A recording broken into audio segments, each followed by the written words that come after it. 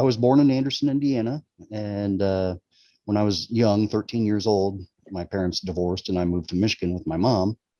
Lived in Detroit and went to high school there. I actually went to the same high school as Eminem, but I didn't know it until 2 years after graduation. Then I went to University of Michigan. I studied zoology there, and I played hockey. Went to University of Michigan on a hockey scholarship, and was recruited by the Detroit Vipers, which is a semi-professional hockey team. And I broke my ankle, which kind of ended my hockey career. So I joined the Navy. My parents were both in the Army.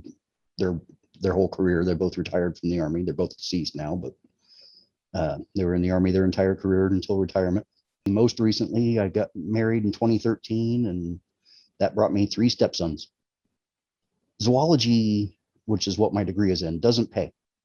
I've never met an animal with a wallet, so it just doesn't pay unless you are really pretty, like Jeff Corwin or something, and can get your own Animal Planet TV show. So I was kind of scrambling. I thought hockey was going to be my life, and I had to scramble and find something else. And the Navy seemed the easiest route to go, which is weird, but I joined the Navy, was in for 4 years. And my whole 4 years was at Great Lakes Naval Base, which is kind of south of Chicago.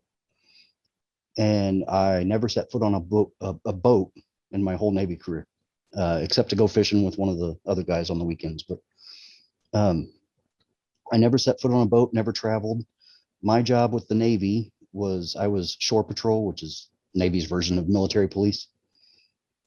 And my main job was actually tracking down people who had gone AWOL from boot camp. So I would patrol the Greyhound station in Chicago and bring them back to base. And then my other duties as shore patrol, obviously, if anything happens, but nothing ever did, take care of it like a policeman would. But my other duties were, we had a division called legal separations. And back in the day, they didn't do background checks until you actually got to boot camp. So if they found something in your past that you needed to go home and take care of, even just unpaid parking tickets, they put you in what's called legal separations. And basically it was almost like jail with a little bit more freedom. And it was basically just where we housed people until they got their legal troubles taken care of. Also, another reason somebody might be in there is this was during the don't ask, don't tell era. And some of them told. And of course, then the military would drum you out back then. So it was basically a kindergarten teacher just guarding the legal separators until they got their bus ticket home. I think the funniest thing that ever happened to me was I was just kind of lounging around. I was in my dungarees, which is the big baggy jeans that you see the Navy guys wear and stuff. I was kind of off that day, but you still have to wear some sort of Navy uniform on the base. So I was just in my dungarees, and I got called to the chaplain's office. And I thought, well, that's weird. I've not requested to see the chaplain or anything. And I get there, and he was a big guy, had been a chaplain with the Navy for like 25 years or something, kind of a hard nose, but still a chaplain. But he kind of looks at me in the way I'm dressed, and he's like, what are you doing? I'm like, well, I was off. And he just has this perplexed look on his face, and I'm even more perplexed. And he says, well, let's go ahead and proceed then. I said, proceed with what? Why have I been called here? He says, well, for your wedding. I wasn't even dating anyone at the time. So, imagine my surprise when I'm there to get married. I'm like, what? Anyway, long story short, come to find out there was two Josh Stewarts there. I was the non-getting married one.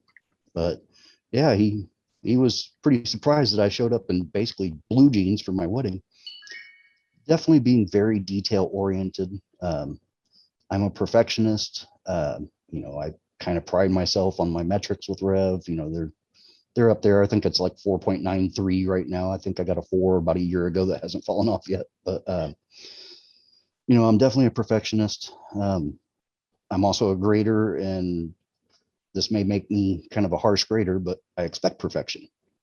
people are paying for these transcripts, and I know in my military career, if you don't have perfection, you're lost. You might as well just not even have done the job. So I would definitely say my detail orientedness, and I'm definitely a perfectionist when it comes to doing little jobs or even just mundane projects around the house. A typical day for us, we work midnights. Uh, because we have kids, that's the only time it's quiet. So we work while the kids are asleep, and then we sleep while the kids are at school. So, I get up, typically a typical day, I get up around 2:30 in the afternoon, go get Eli, my youngest, off the bus. His bus stop, for some reason, is like 6 blocks away from the house. It's weird. But anyway, get him up, and usually if we don't have anything specific going on, we'll go to a park or something, or just watch him ride his scooter around town, or around the neighborhood, I should say. Um, and then it's a mad scramble to get showers, bedtime, dinner, bedtime, all that going on. And then from about 9 to about 11, we have what we call peacetime, where the kids are in bed and we can, sit in veg, read a book, watch TV, just talk without the kids being, huh, what? So, and then about 11 to 11:30, depending on if a show's running a few minutes over or whatever, that's when we start work. And we work 11:30 to, well, till bedtime, which is right after the kids get on the school bus. I love, like, the ID channel is something that we watch a lot. For people who don't have ID channel at Rev, it's a true crime channel. All documentaries about true crime, and we both love it. So at Rev, we typically stick to the legal files, whether it be a police interrogation or a court hearing. Sometimes just body cam. We're the ones that do the crazy best effort body cams that pay like buck 25 a minute, because that's what we enjoy. I don't like medical files. I don't know medical terminology very well, and as I said earlier, I'm a bit lazy, so I don't want to Google medical terminology for an hour and a half. So kind of shy away from those.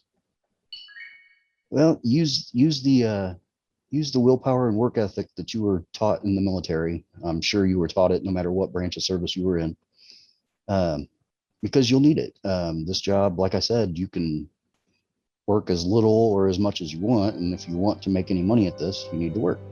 So, veterans would be good at this because they have that work ethic, they have that detail-oriented mindset. Most veterans are perfectionists, and I think veterans would be a great addition to Rev at any time.